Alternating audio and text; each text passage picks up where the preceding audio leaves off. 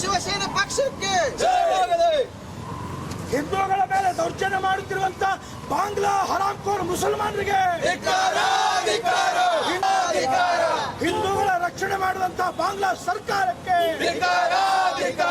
ಹಿಂದೂಗಳ ನರಮೇಧ ಮಾಡುತ್ತಿರುವಂತ ಬಾಂಗ್ಲಾ ಮುಸಲ್ಮಾನರಿಗೆ ಭಾರತ್ ಮಾತಾ ಕಿ बांग्लादेशियों को हटाओ, बांग्लादेशियों को हटाओ।